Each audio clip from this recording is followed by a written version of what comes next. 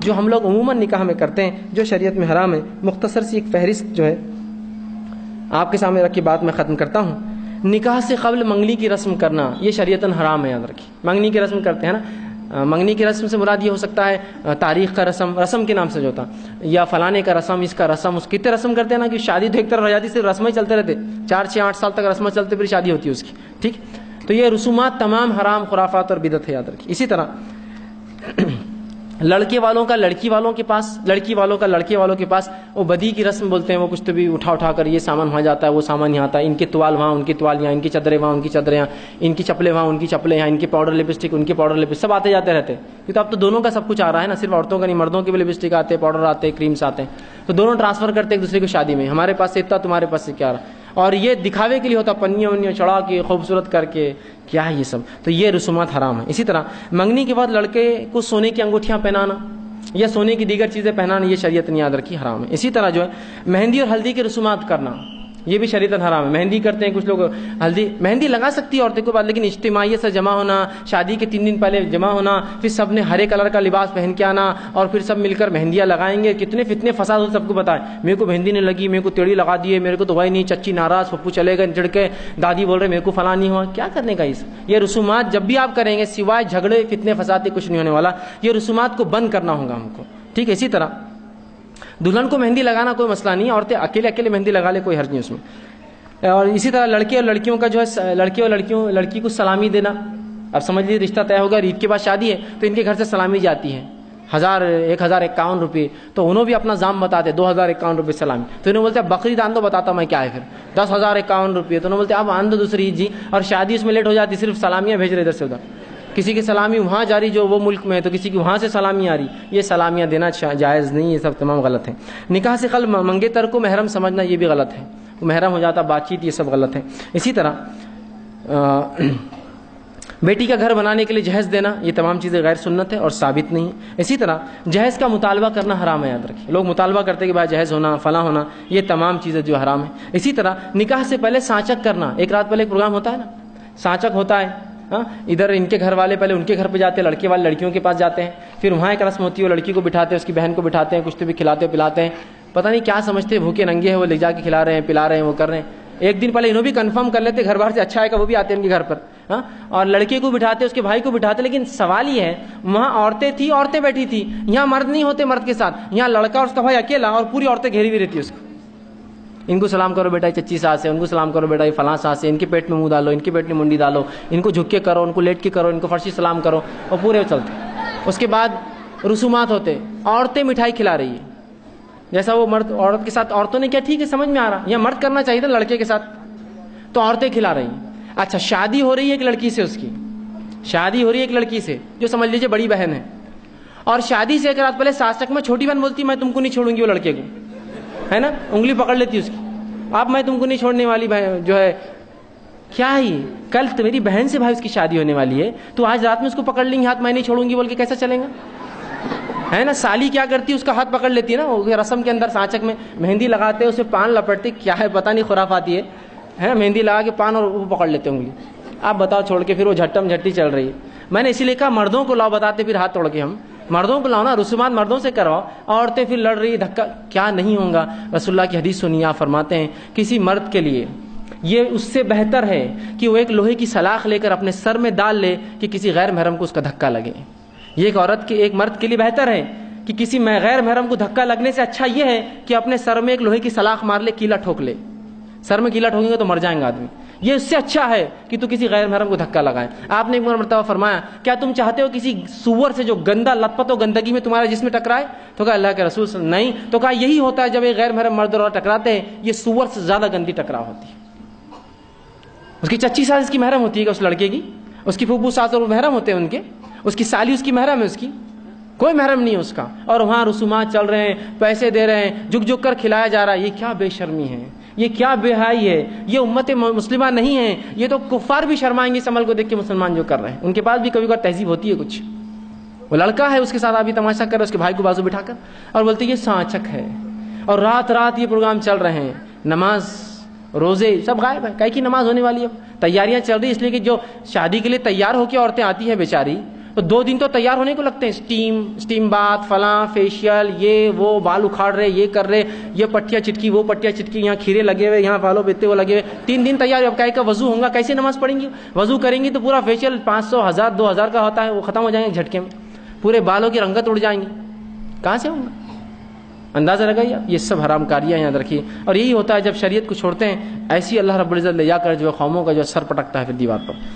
تو یہ سب چیزیں بہت غلط ہے. اسی طرح جو ہے بارات میں کثیر تعداد لے جانا، ہم لڑکی والے آنے والے، لڑکے والے آنے، کتنے آئیں گے؟ 2 ٹرک 3 ٹرک 50 ٹرک 50، اور جتنی بڑی بارات وہ اس کو سمجھتے ہیں کہ میں بتا رہا ہوں میں کیا ہوں. ارے آخرت میں کوئی دبدبہ ہو تو کوئی بات ہے یار، دنیا میں کیا دبدبہ کس کو بتا رہے ہو؟ آخرت میں ہو کہ میرے جانے سے پہلے انتظار کرے فرشتے کہ دیکھو وہ انسان آ رہا ہے جو اتنا نیک تھا، وہ اس کا انتظار کرے تو کچھ دبدبہ ہوگا. یار کیا پہچان ہے اس کی آخرت میں؟ فرشتوں سے ہے، اللہ اس کو پسند کرتا ہے. یہاں کی پہچان کیا مجھے فائدہ دینے والی؟ جس کو آپ بتا رہے وہ آپ سے جلتا ہے، اسی لیے تو آپ بتا رہے نا. خوش ہونے والوں کو تو اکیلے بھی آئے تو آپ خوش ہوں گا، جلن والوں کو بتا رہے آپ، جس کو پسند نہیں کرتے ان کو آپ بتانا چاہ رہے یہ سب چیزیں. اسی طرح جو ہے بارات کے ساتھ جو ہے بینڈ باجا لے جانا، یہ بھی حرام ہے. اسی طرح خطبہ نکاح سے قبل لڑکے اور لڑکیوں کو کلمے پڑھانا، پڑھو لا الہ الا اللہ لا الہ الا محمد رسول اللہ. یہ کیا ہے؟ اسلام قبول کرا رہے گا ان کو یا طے کر لے رہے مسلمان ہے یا نہیں؟ کلمے پڑھاتے ہیں. ایک شادی میں میں گیا، وہاں جو ہے قاضی صاحب آ کر بیٹھ گئے اور لڑکے سے پوچھنے لگے تم کون ہو؟ میں نے کہا باپ رے، سیدھا لڑکے سے معلوم دولہا ہے وہ، تو اس کو بولنا پڑا. اس کو بولنے لگا میں دولہا ہوں، میں دولہا ہوں. اس نے بولا ٹھیک ہے. پھر اس نے وہ بات تم کون ہو؟ تو اس نے بولا میں لڑکی کا ولی ہوں. اچھا تم کون ہو؟ میں بولا اچھا. پورے باراتیوں سے پوچھا نہیں تم کون ہے تم کون ہے، مشکل ہو جاتی تھی. سب سے پوچھ رہے، پھر کلمے پڑھا رہے، 5 کلمے پڑھا، مطلب کنفرم کر لے رہے اب تک مسلمان نہیں ہوں گا تو ابھی قبول کر لے اسلام. سبحان اللہ، یہ سب رسومات درست نہیں. اسی طرح نکاح کے بعد حاضرین مسجد کو چھوارے دینا، اور وہ بھی کیسے دینا؟ پھینک پھینک کر، ہے نا. نکاح ہو گیا، یہ لو یہ لو. اگر ولیمے کی دعوت دی اور میں نے آپ کو ایسی کہا یہ لو روٹیاں، یہ بوٹیاں، یہ نلی کھاؤ چاٹو، نیچے گر رہے چاٹو، پسند کریں گے اس کو؟ آپ کھانے کی چیز کو پھینک کر دی پسند کریں گے آپ؟ اگر میں اپنے گھر میں نکاح میں آپ کو بلاؤں اور آپ کی حرکت تو میں نے دیکھ لیا، آپ چھوارے پھینکے تو چن کر کھا رہے تھے، تو اب میں روٹیاں بھی ایسی دوں آپ کو، سب کو جمع کروں فنکشن ہال کے سامنے، سب کھڑے ہیں، پھینکو روٹیاں اپنی، سب چن رہے روٹیاں، پھینکو ان پہ سالن کی بوچھار کرو، بوٹیاں مارو، نلیاں جھٹکو، چاٹ رہے کھا رہے. ہو سکتا؟ چھوارے پھینکتے ہیں اور لوگ بھی تعظیم سے چن چن کر کھا رہے. اتنے گرے ہوئے ہیں ہم لوگ، میرے کو تو نہیں مانگتا. اگر پتا ہوتا تو کھانا بھی ایسی، چائے بھی ایسی دیں گے، بسکٹ بھی ایسی دیں گے آپ کو، لو کھاؤ یہ پیو. چھوارے پھینکتے ہیں. آپ گفٹ دیجئے بھائی، یہ لیجئے یہ لیجئے، تقسیم کیجئے الگ بات، پھینکنا. اور چیز بھی کھانے کی ایسی دیتے ہیں جو کھائی بھی نہیں جاتی، کڑک والے بادام مسجد کی دیواروں پہ مار کے توڑ رہے اس کو، تو کوئی دانتوں سے توڑ رہا ہے نا، کوئی چن چن کے جیب میں بھر کے لے جا رہا، بچوں کو کھلائیں گے گھر پہ. اور کڑوے، پورے کڑوے رہتے ہو، تو سخت بادام کڑوے رہتے پورے. کچھ تو یار تک ہونا، کوئی چیز آپ دے رہے ہیں کسی کو تحفہ، ایسا دیتے پھینک پھینک کر. تو چھواروں کا لٹانا یہ شریعت سے بڑا ثابت نہیں، غلط ہے. اسی طرح دولہے کی جوتیاں چرا لیتے اور پیسے کے بعد اس کو واپس دیتے ہیں. عجیب بات، لڑکیاں چرا لیتی ہیں، کبھی وہ لڑکا ادھر جاتا ہے تو لڑکے چرا لیتے ہیں، اس کے سالے کبھی مسجد میں آتا ہے تو گاڑی سے باہر نکل رہا تو وہ پیسے مانگتے ہیں، ہے نا، پیسے دو پیسے دو. لگتا ہے پوری بھکاری جمع ہو گیا ایک ساتھ آگے، پیسے دو.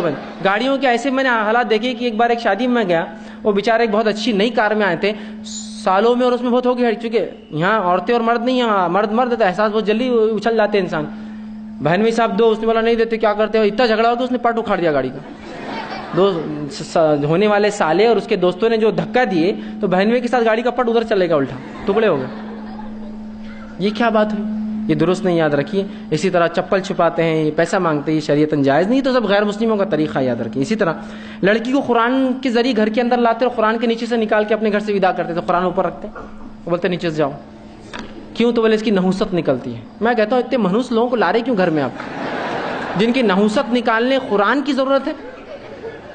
اور قرآن کو اس طرح سے رکھنا سنت سے ثابت نہیں ہے. اس کی بے حرمتی روز قیامت ہم کو جواب دینا پڑے گا اللہ کو اس بے حرمتی کا، کہ اللہ کے رسول نے کبھی قرآن کو رکھا ہے اور کہا لوگوں کو سے نیچے سے جاؤ.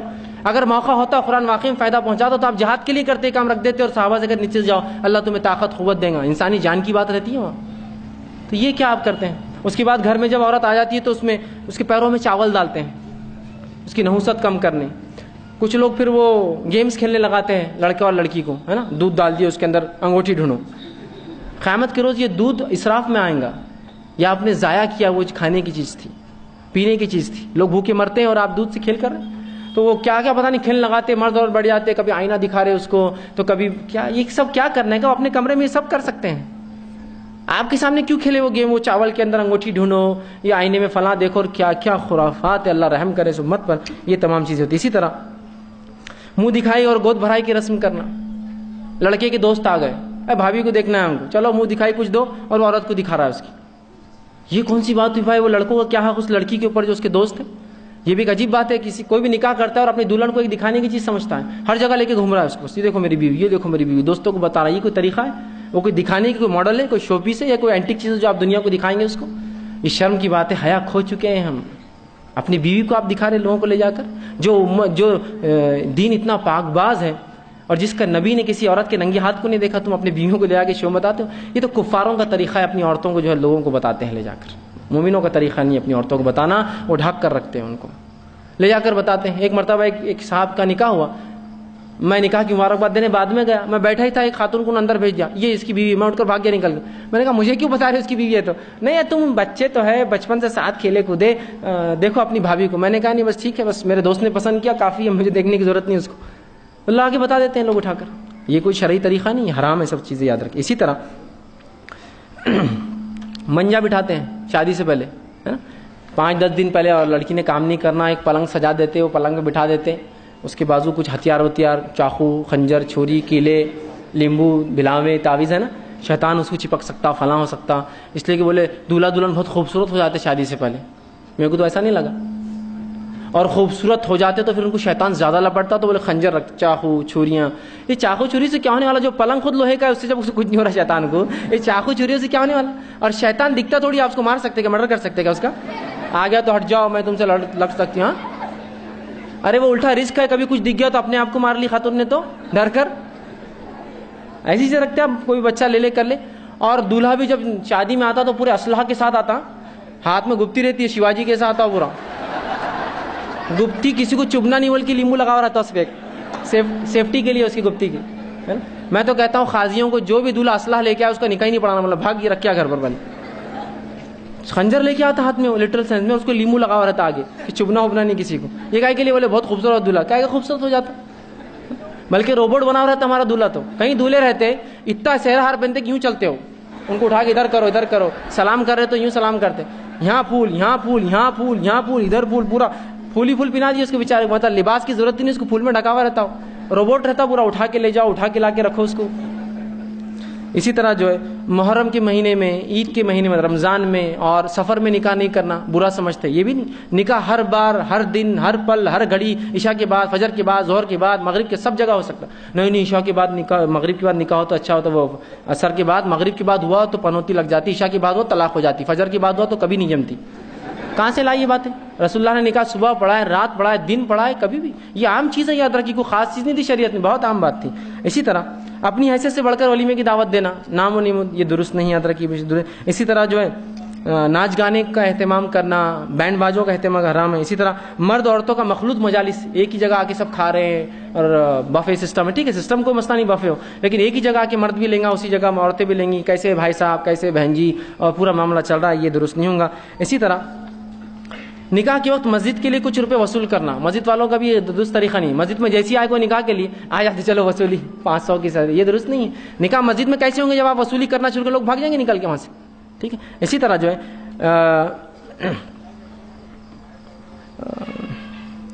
جمعگی کی رسم کرنا. اب نکاح تو ہو گیا، بھلا جو کچھ بدعت تھی میں نے تقریباً کم بیش رکھ دی.